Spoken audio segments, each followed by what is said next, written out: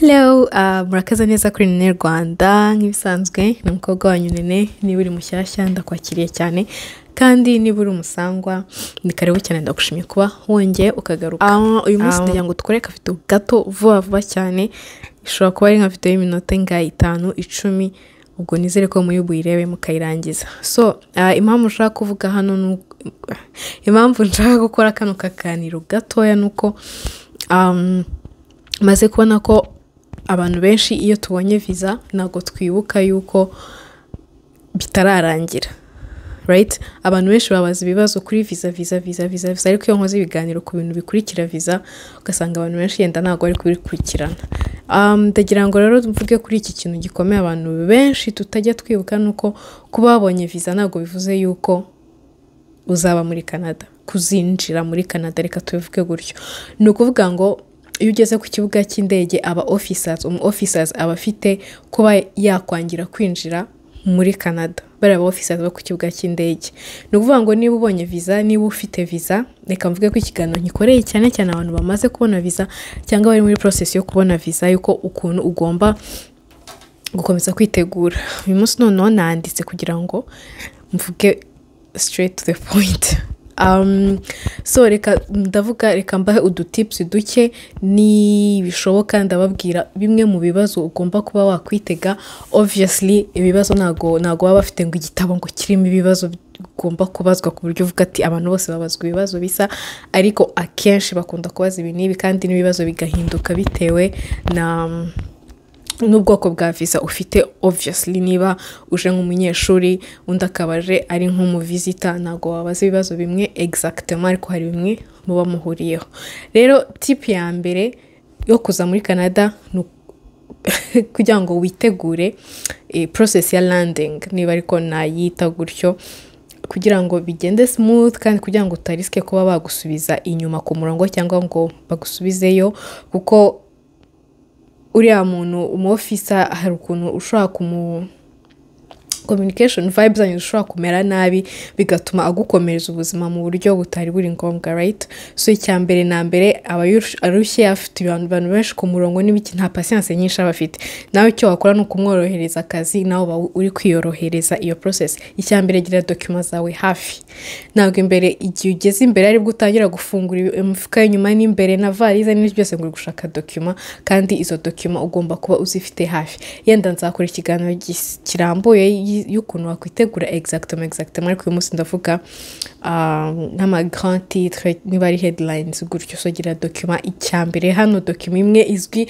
tutari buzwe dutindaho nuko ugomba kuba ufite iki passport icyo kiri obvious. Izindi document ukeneye bitewe na visa ufite tuzabiganiraho nyuma. Icya kabiri, tip ya kabiri, ntube nervous, ntube nerveux, ntugire impagarara. Niba ari ngombwa humeka. Nakoze ikiganiro cy'ukuntu ushobora kudealinga na anxiety kandi uri kumva icyo gihe n'ubwa mbere ugeze muri Canada. Hari abantu usanga aribwo bwa mbere na mbere bavuye mu Rwanda cyangwa aribwo bwa mbere na mbere bavuye muri Kigali cyangwa mu ntara bavukiyemo, ntibarasohoka na rimwe, ntibarajya mu ndege na rimwe, ntibaragera mu kindi gihugu na rimwe, mbese ibintu byose n'ubwa mbere biri kubabaho. Hari ukuntu byumvikana ko ushobora kuba ufite anxiety. Rero irinde kuba nervous, irinde iyo anxiety, uhumeke. Niba ari ukubaza, niba ari kuganiriza abantu, impamvu iki kintu ndi kukivuga cya nervosité ni ukubera ko hari ukuntu ushobora kuba ufite ubwo bwoba bigatuma usa nkaho uri mu makosa, bigatuma usa nkaho uri kwikeka, bigatuma usa nkaho yenda hari ibintu winjiza mu gihugu utagomba kwinjiza, bisa nkaho uje mu gihugu mu buryo butemewe, bigatuma uba suspicious. Rero biba suspicious bituma uwo mu officer ajya muri business yawe cyane mo indani, right? So play it cool, ikore nkaho nyine you know. Icya gatatu, ugomba gusubiza ibibazo uko babikubajije. Apana ibyo gukata uzamuke umanuke ukora ibiki. Ikibazo bakubajije niba yes or no, shyiraho yes or no. Niba ari ikibazo gisaba details zitange straight to the point. Ukibuka yuko abantu bari gukora akazi kabo, ntago yavuye iwe uyu munsi avuga ati uyu munsi ndashaka gusubiza abantu mu Rwanda, ndashaka kubakomereza ubuzima, ndashaka gukora iki n'iki.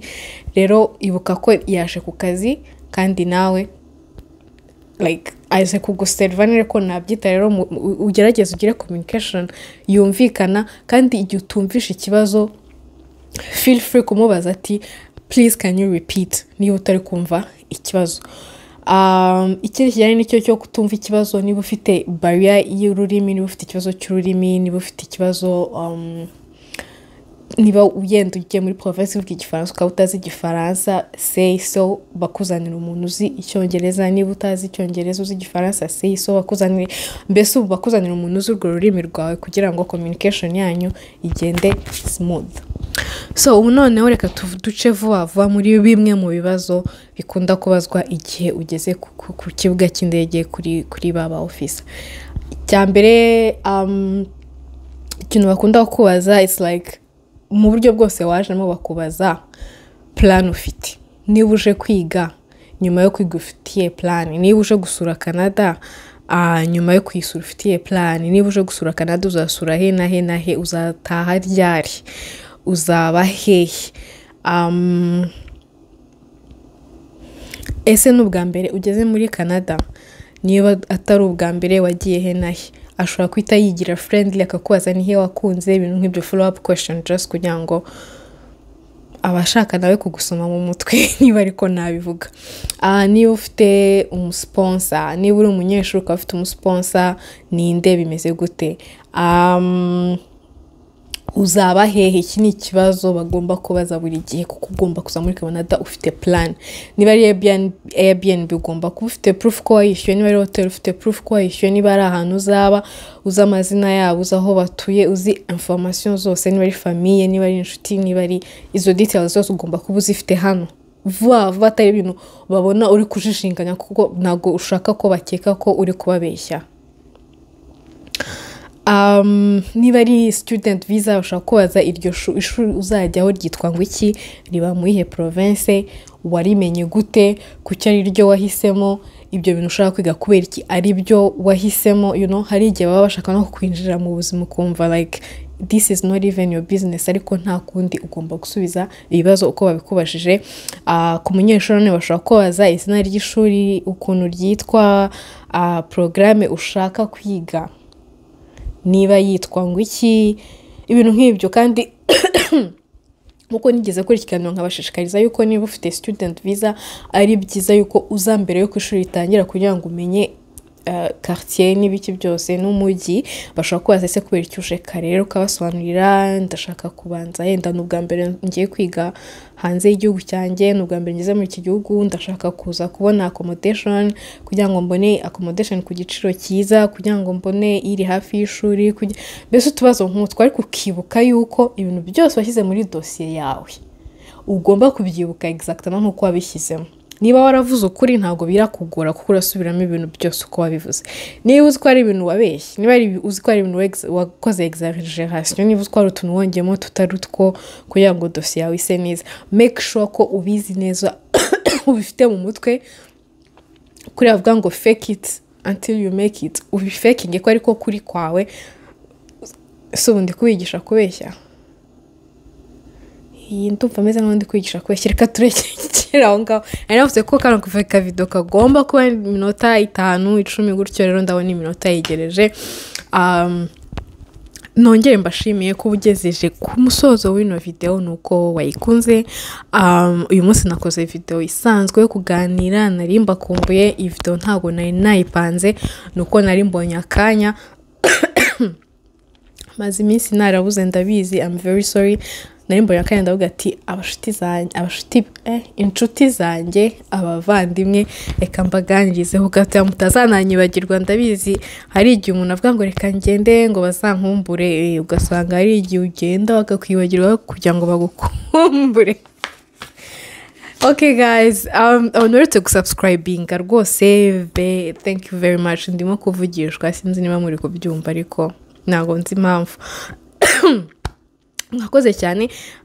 Ubutaha ndumva nzabakorera vlog ya mukomeze mube ibitekerezo bya video nabakorera nko ibintu byinshi navuzemo hano ni ibintu nagiye mvana mu bibazo abantu bakunda kumbaza nko kuri Instagram ibintu bakunda kumbaza iri nzaza nitegure gute nzakora iki niho nkura ideas so please go on mukomeze musigire ideas mu commenting abantu bakomeza kumbwira ko bankunda nanjye ndabakunda pe bivuye ku mushaha